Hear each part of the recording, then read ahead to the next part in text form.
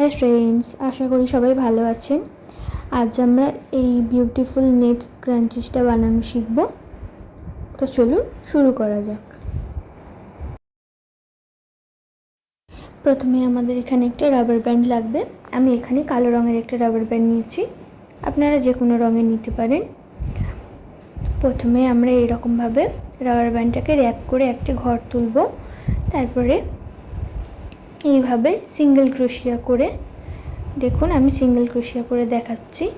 এইভাবে rubber ব্যান্ডটাকে single ক্রোশিয়া করে পুরো রাবার ব্যান্ডটাকে কভার করতে হবে।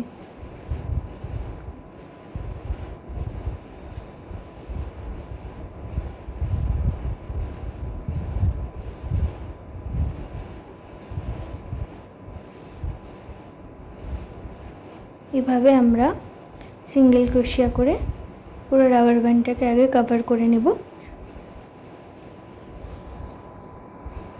এইখানে আমার পুরো রাবার ব্যান্ডটা দেখুন কমপ্লিট হয়ে এসেছে। শেষে আমরা এই রাউন্ডটাকে একটা স্লিপ স্টিচ দিয়ে এটাকে কমপ্লিট করে নেব। আমাদের ফার্স্ট রো কমপ্লিট। এবার আমরা সেকেন্ড রো স্টার্ট করব। তার জন্য প্রথমে 3টে চেন নিতে হবে। এখানে প্রথমে 3টে চেন তুলবেন, তারপরে একটা ঘর বাদ দিয়ে, মানে ফার্স্ট স্টিচ বাদ দিয়ে সেকেন্ড স্টিচে আমরা একটা ডাবল ক্রোশিয়া তুলব। প্রথম ঘরটা বাদ দিয়ে দ্বিতীয় ঘরে এভাবে আমরা একটা ডাবল ক্রোশিয়া তুলে নেব। তারপরে আবার একটা চেন করব, করে আবার একটা ঘর বাদ দিয়ে তার পরের ঘরে আবার একটা ডাবল ক্রোশিয়া তুলব। চেন 1, একটা ঘর বাদ দিয়ে সেকেন্ড ঘরে ডাবল ক্রোশিয়া। এভাবেই আমরা এই সেকেন্ড রোতে একটা করে চেন তুলে একটা ঘর বাদ দিয়ে তার পরের ঘরটা ডাবল ক্রোশিয়া করব। এইভাবে আমরা এই রোটাকেও পুরো কমপ্লিট করে নেব। এখানে আমাদের সেকেন্ড রোটাও কমপ্লিট হয়ে এসেছে। এখানে শেষে আমরা যেখান থেকে স্টার্ট করেছিলাম 3টে চেন দিয়ে, ওখানে একটা স্লিপ স্টিচ দিয়ে সেকেন্ড রোটাও কমপ্লিট করে নেব। দেখুন জিনিসটা দেখতে এইরকম হবে। এরপরে আমরা এখান থেকে থার্ড রো স্টার্ট করব। থার্ড রোয়ের জন্য আবার আমরা 3টে চেন নেব, 2, 3 দিয়ে আবার একটা ঘর বাদ দিয়ে যে নেক্সট যে ঘরে আমরা আগেরবারে একটা ডাবল ক্রোশিয়া তুলেছিলাম তারই একদম মাথায় আরও একটা ডাবল ক্রোশিয়া তুলব। আবার একটা চেন করে আবার একটা ঘর বাদ দিয়ে দেখবেন যেখানে ডাবল ক্রোশিয়া করা আছে একদম তারই মাথায় আবার একটা ডাবল ক্রোশিয়া তুলব। দেন একটা চেন, আবার একটা ডাবল ক্রোশিয়া, একটা ঘর বাদ দিয়ে দিয়ে যেমন আমরা আগের স্টেপে করেছিলাম একটা ঘর বাদ দিয়ে একটা করে ডাবল ক্রোশিয়া হবে। প্রত্যেকটা ডাবল ক্রোশিয়ার মাথায় একটা করে ডাবল ক্রোশিয়া হবে।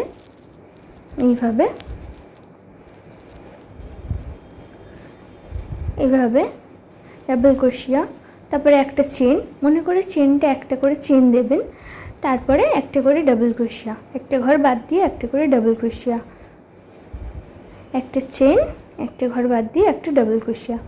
এইভাবেই আমরা থার্ড রোটাও পুরো কমপ্লিট করে নেব।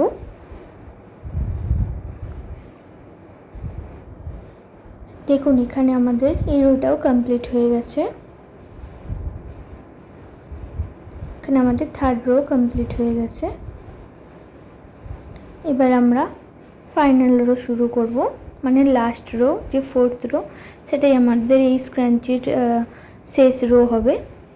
এখন পর্যন্ত জিনিসটা এরকম দেখতে হয়েছে। এরপর আমরা ফাইনাল স্টেপে যাব। তার জন্য আমরা আবার 3টে চেন তুলব, তুলে সেম স্টিচে যেখান থেকে আমরা এই 3টে চেন তুলেছি সেখানেই একটা ডাবল ক্রোশিয়া করব।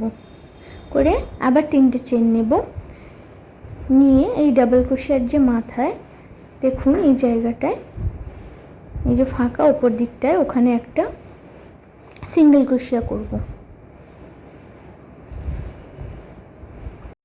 এবার এখানে আমরা একটা সিঙ্গেল চেন তুলব, তারপরে পরের একটা ঘর বাদ দিয়ে যে ডাবল ক্রোশিয়াটা আছে একদম তার মাথাতেই আবার একটা আমরা ডাবল ক্রোশিয়া তুলব।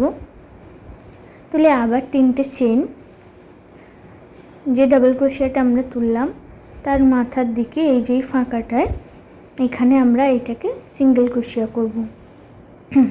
দেখুন এইভাবে ওপর দিকের এই ডিজাইনটা হবে। আবার সেম স্টিচে আমরা একটা ডাবল ক্রোশিয়া তুলব, তুলে আবার 3টে চেন করব, 2 3 করে এটার মাথায় এই যে ফাঁকা জায়গাটায় এখানে আমরা সিঙ্গেল ক্রোশিয়া করব। আবার একটা চেন তুলব, তুলে একটা ঘর বাদ দিয়ে পরের ঘরটায় এইভাবে একটা ডাবল ক্রোশিয়া তুলব, তারপর আবার চেন 3 করে এটাকে আবার সেরকম একইভাবে সিঙ্গেল ক্রোশিয়া করে দিতে হবে। আবার সেম স্টিচে একটা ডাবল ক্রোশিয়া, আবার চেন 3, উপর দিকে সিঙ্গেল ক্রোশিয়া। এভাবেই আমরা এই পুরো রোটাকেও কমপ্লিট করে নেব। দেখুন আমাদের এই রোটাও পুরো কমপ্লিট হয়ে এসেছে। এখানে একটা ডাবল ক্রোশিয়া করে 3টে চেন করে উপর দিকে একটা সিঙ্গেল ক্রোশিয়া করে লাস্টে একটা চেন করে প্রথম যে 3টে চেন করেছিলাম সেখানে স্লিপ স্টিচ করে দেব, দিয়ে উলটাকে আমরা এখানে কাট করে নেব। এইভাবে নট লাগিয়ে দেখুন আমাদের স্ক্র্যাঞ্চিটা এখানে রেডি। দেখুন কত সুন্দর দেখতে হয়েছে।